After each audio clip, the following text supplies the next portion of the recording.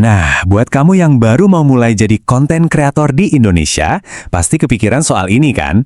Pengen jadi YouTuber, tapi budget buat internet mepet, kira-kira bisa nggak ya? Ini pertanyaan penting banget, dan jawabannya mungkin bakal bikin kamu kaget. Yuk, kita bedah bareng-bareng. Jadi, ini dia pertanyaan utamanya. Simpel aja sebetulnya, internet yang murah meriah, yang pas di kantong, itu beneran cukup nggak sih buat jadi fondasi kanal YouTube impian kamu? Ini bukan cuma soal teknis loh, tapi juga soal strategi. Dan di sini kita bakal cari jawabannya. Oke, jawaban cepetnya nih ya. Bisa banget. Tapi, ada tapinya.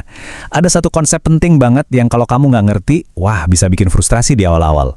Kalau kamu paham ini bisa jadi pembeda antara sukses sama gagal di awal karir kamu. Kita mulai dari yang namanya jebakan kecepatan asimetris. Wih, namanya serem ya. Tenang-tenang, ini sebenarnya simple kok. Ini tuh akar masalah kenapa banyak yang ngeluh. Kok internet gue buat upload lemot banget sih? Kamu tuh sebenarnya nggak dibohongin, tapi kamu emang perlu tahu permainannya. Coba deh lihat perbandingan ini. Provider internet kan suka banget tuh nawarin kecepatan download sampai 100 Mbps. Kencang banget kan kedengarannya buat streaming film atau browsing. Tapi, buat kita para kreator, pahlawan kita yang sebenarnya itu justru kecepatan upload. Nah, disinilah jebakannya. Seringnya, kita cuma dapat 1/10-nya doang dari kecepatan yang diiklanin itu. Nah, secara teknis, fenomena ini namanya koneksi internet asimetris. Asimetris itu artinya ya nggak seimbang. Kenapa gitu? Ya karena hampir semua paket internet rumahan yang harganya terjangkau, itu didesain buat konsumen biasa, bukan buat produsen konten kayak kita. Logikanya kan, orang lebih banyak download daripada upload.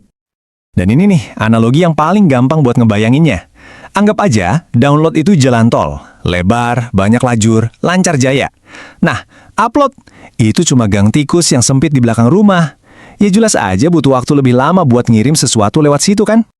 Oke, cukup teorinya. Sekarang kita hitung-hitungan beneran deh. Seberapa lama sih kita mesti melototin layar sambil berharap-harap cemas nungguin upload selesai?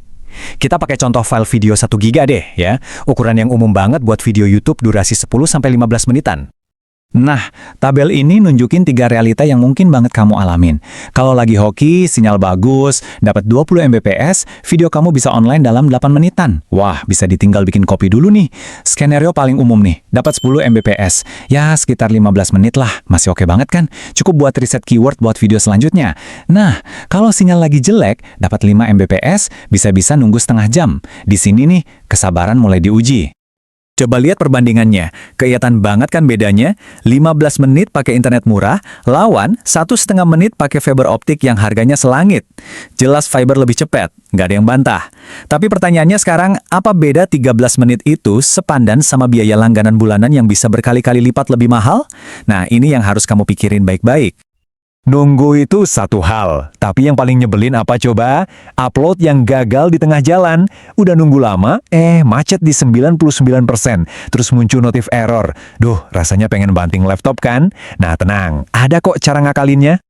Jadi, catat ini baik-baik ya. Musuh utama kita itu sebenarnya bukan speed yang lemot, tapi koneksi yang nggak stabil. Sinyal yang naik turun, putus nyambung, itu biang keroknya. Kecepatan itu soal sabar-sabaran, tapi stabilitas itu soal berhasil atau gagal. Untungnya, solusinya itu gampang banget. Cuma ada 2 aturan simple. Pertama, pas mau upload file gede, udah deh, jangan pakai wifi. Colokin langsung laptop kamu pakai kabelan. Anggap aja ini jalur VIP buat data kamu, anti macet. Kedua, jadilah YouTuber kalong.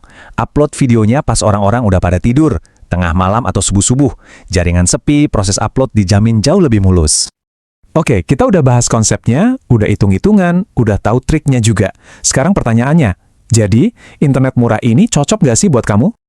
Jawabannya tergantung banget kamu itu siapa. Kalau kamu YouTuber pemula, jawabannya cocok banget. Nunggu 15 menit buat upload itu harga yang murah banget dibandingin penghematan biaya bulanan yang kamu dapat. Tapi, kalau kamu editor video profesional yang kerjaannya ngirim file puluhan giga ke klien, wah jangan deh. Bisa-bisa kamu tua di jalan nungguin upload selesai.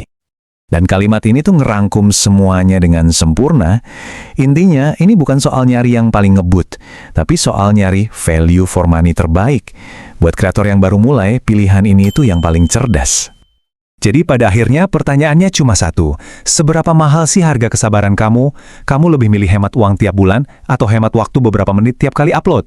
Nggak ada jawaban yang salah kok. Yang penting sekarang kamu udah punya semua bekal buat ngambil keputusan yang paling pas buat perjalanan kreatifmu.